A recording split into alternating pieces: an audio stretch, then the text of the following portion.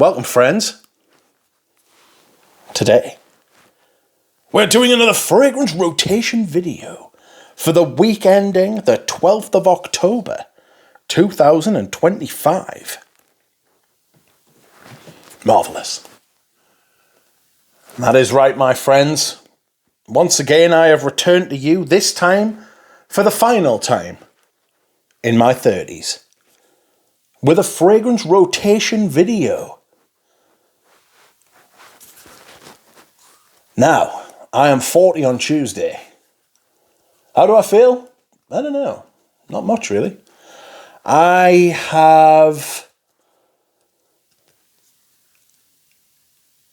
don't know what I have, if I'm honest. I don't know. Just look forward to getting it out of the way. This week has been... This week's been cooler. There's been a little bit of rain.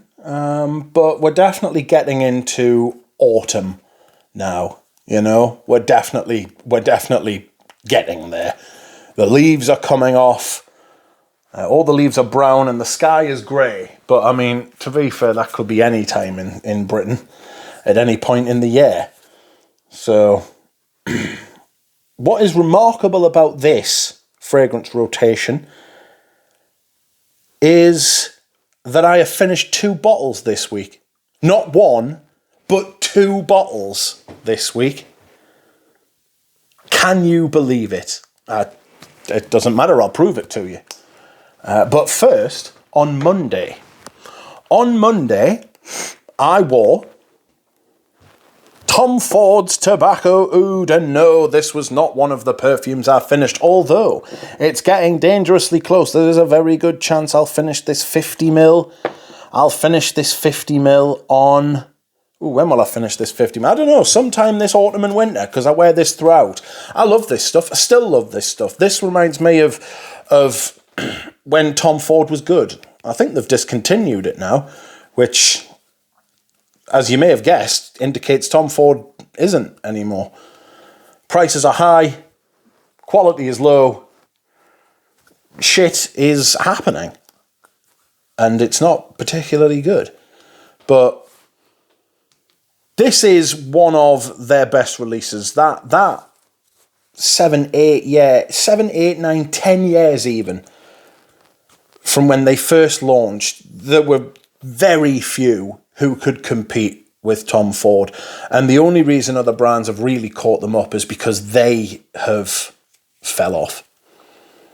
You know, a lot could be said that it coincided with the illness and passing of Tom Ford's partner.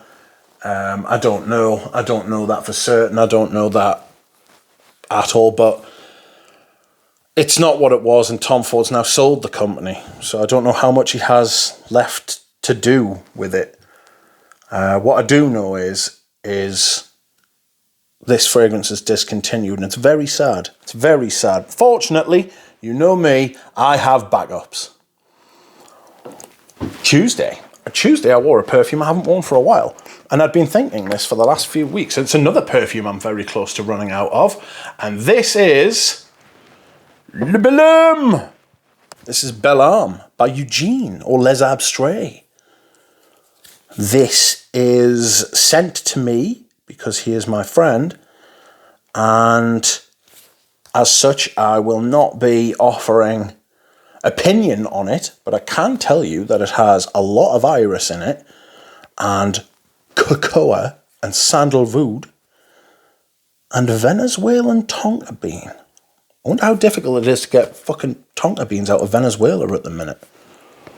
Not easy. I imagine I'll finish this autumn and winter as well, actually. I think you could probably wear this in spring too. Yeah. Maybe not in the highest of high heat, but that's because I want to give other fragrances a wear. If you wear too many fragrances in all conditions, then other fragrances in your collection won't get a look in, you know. This is another good reason for me to sell fragrances, which is what I've been doing. Anyway, next up, we have a rather dangerous bottle, and this is my bottle of Bois 1920s Real Patchouli. There is, of course, a story behind this. Look at the state of it. That there is sharp as a razor's edge, as is that. It's not ideal, friends. Be more careful, I hear you say. No, I won't. Of course, I love this. This is the Eau de Toilette. But I have a burning grudge against Bois 1920 because I bought what I thought was a backup, which came in an Eau de Toilette box. It was sealed. Everything was fucking fantastic until I opened it, and it turned out it was an Eau de Parfum, and it did not smell the same. It had been completely reformulated, and it was bloody awful. This one, on the other hand, is considerably better. If you are going to buy this perfume, it's a fantastic patchouli fragrance. It really is. Syrupy, thick, rich, dense, dark, earthy, chocolatey patchouli. Fantastic. Really, really fantastic. Got some eucalyptus in there as well. And I get quite a lot of benzoine too. It's got like a creamy vanillic kind of thing. But make sure if you're buying one of these, you get it and you get to see the bottle before you actually pay for it. Because I received an Eau de Parfum masquerading in a Eau de Toilette box. Okay, Thursday. On Thursday, I wore, again, a fragrance I haven't worn as much as I would like to have, but I'm pretty determined to do so now. This is Eau Sauvage Parfum, the original. This is a 2015 bottle. This is the one with the myrrh, the 2012 version. It's a 2015 bottle. It always says that it's got bergamot, myrrh, and vetiver in it. I get that there's a bit more going on than that. This is when houses started fucking telling people that there were only 3 fucking notes in a perfume, which does my tit end in.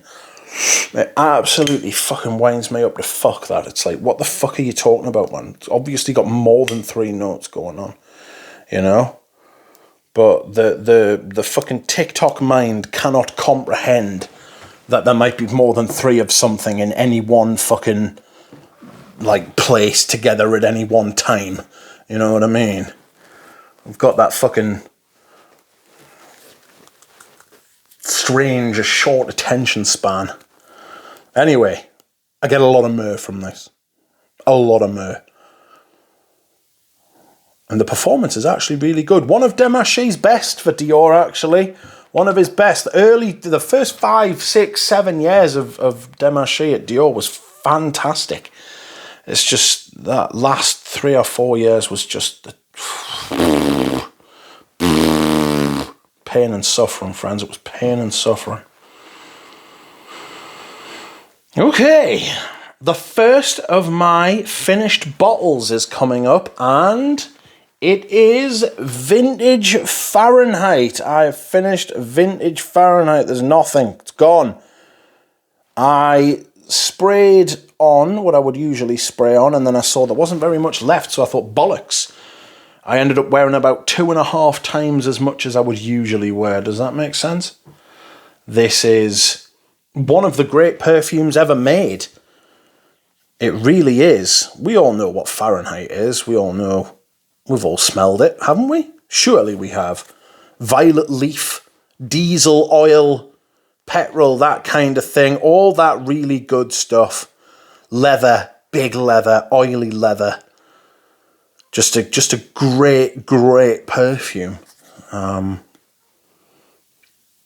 Very, very inspired. And would you get a smell like this being popular these days? Maybe not this exact smell, but I don't know. Some odd stuff does get through every once in a while. You know, oh, it's so good. It's so good. The modern one's not bad, but it's just not as good. It's not. It's just fucking not. Shut up. Okay. My second finished bottle. And I'm pretty torn up about this because this will always remind me of one of my earliest vintage perfumes that I bought where I started getting into vintage. And this is Smalto Porhom. Look, nothing. Zip, zilch, zero. It has vanished. I'm using for some reason I'm overlit. You know, I'm overlit because I'm using the ring light and natural daylight, of which there is plenty still. Give it another couple of months and it'll be pitch black at this hour. I'm actually recording this at 3:40 in the afternoon. Deceptively far north is the northeast of England on the old globe. Anyway, I shall have to pull out a backup, of which I have many. So fear not, you have not seen the last of this, but you may have seen the last of it until spring, because I'm going to take the opportunity to wear other stuff now I've finished this bottle, but I will pull, obviously, another backup out. That's why I've got them, but probably more towards spring when the rotation changes over. An absolutely fantastic perfume. Genuinely brilliant. Much unheralded, much overlooked. No one else talks about it, seemingly. A brilliant fougere, leather, spicy, slightly green, aromatic, and it's got an outrageous aniseed in the top. It's got this kind of licorice aniseed at the top. And last but not least, mon frère. I'm sure that means my friends, but forgive us if I'm wrong. My scent of the day, I didn't need to apply that there, but I did anyway, because I love this stuff. This is Ambre Sultan. Ambre Sultan by Serge Luton. To me, this is still the best amber. And this is genius. It's absolute genius. This is exactly what Serge Luton is to me. It's wearable, it's different, it's a little bit strange, but it's utterly enjoyable, lovable, and this is the perfume that showed me what perfumes could be. It's very, very special, this. I remember smelling it the first time I smelled it, and it smelled orange, it smelled ambery, it smelled the colour of the juice, which is one of the first times I'd ever encountered that in perfume. And then I found Serge Luton actually does that with a lot of his perfumes. So that's very interesting as well.